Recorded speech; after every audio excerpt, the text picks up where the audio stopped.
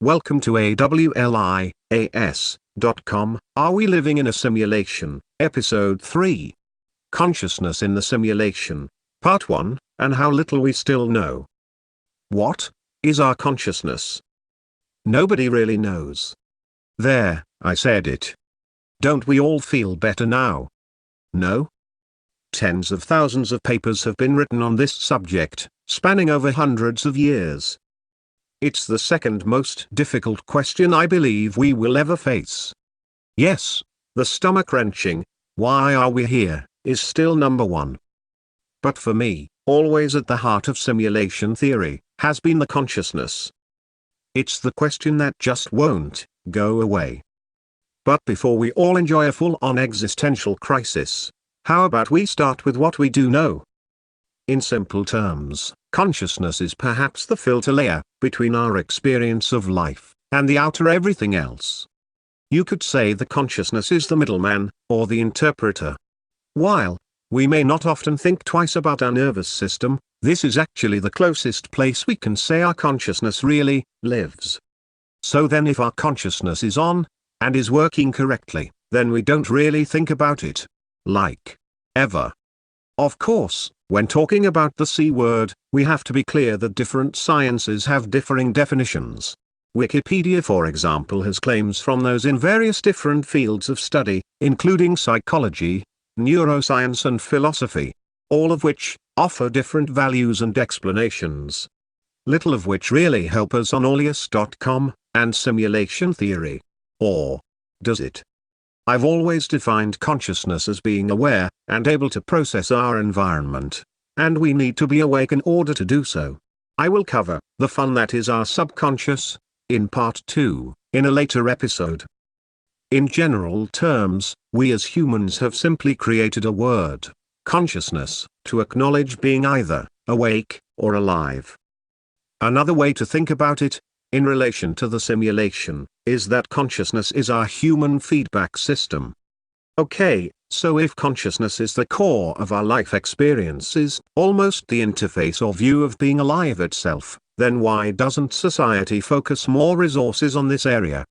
Surely there are billions of dollars being invested into learning more about the mystery of our consciousness, right? Unfortunately, not. While I mentioned the earlier papers, many written in the science fields, there is still little general interest in modern culture, or media.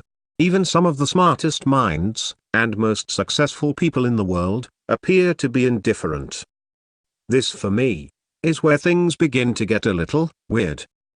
Why are we not more curious about possibly the most curious thing that ever existed? Unlike pondering into distant galaxies, and wondering what is out there, this mystery is far closer to home. Our consciousness is supposedly part of us, it lives inside us alongside our blood, veins and soul, and yet we can't see it in an X-ray. We can't know if it's healthy, or compare our consciousness to our peers. We seem to just accept consciousness, and as long as it's working, that is we're alive. Then we don't, as a society, really care. Perhaps we are too busy to ask if that tree you walk past every day has consciousness. Well, does it? It appears that it's mostly the medical and science communities that are currently the groups most interested in the understanding of consciousness, and that usually revolves around making sure our consciousness is working as best as it should be. Sure, consciousness is a spectrum. A doctor may, for example, test a patient for levels of consciousness. Many before us have tried to answer this question, going back hundreds of years. Yet here we are, still searching for answers, and little further along than those who went before us. Remember folks, I'm not claiming to have all the answers here, nor am I discrediting the amazing work done so far, by many people, much more skilled and experienced than myself. But during my journey on AWLIAS.com, I hope to go much further into the amazing and complex world of consciousness, but with a different perspective. Looking at consciousness with a fresh pair of eyes, as it were. This will require me to not only study the best papers written on this detailed subject, but reaching out to smarter people in this field. Part 2 will see us cover unconsciousness and our subconscious too. How does human consciousness feature in simulation theory? My basic hypothesis on consciousness goes something like this. If we are indeed living in a simulation, then the consciousness is the layer we interpret the simulation through. For believers of simulation theory, one cannot argue that consciousness has all the hallmarks of a well-designed user interface, creating the best possible user experience. Our consciousness could have almost been designed by an Apple-like company. Magical, our consciousness works, is easy to use, and you don't often think about the internal workings or software processing of your device. Side note, I love Android too. And Windows 10 Mobile. Cool? There are some limitations to our consciousness that we experience too. For example, it cannot run 24/7. We need to sleep, and sometimes we may get ill. Just like, maybe a smartphone or a laptop computer. Again, sleep within the simulation is a whole episode in itself. If I was a conspiracy theorist, which I'm not, but there is a question here as to why the discussion about consciousness is not more popular. As I alluded to earlier, we spend billions of dollars sending rockets into space, and rightly so, but hardly care to explore the depths of our consciousness. Have we already given up on it? Why? Consciousness, final thoughts.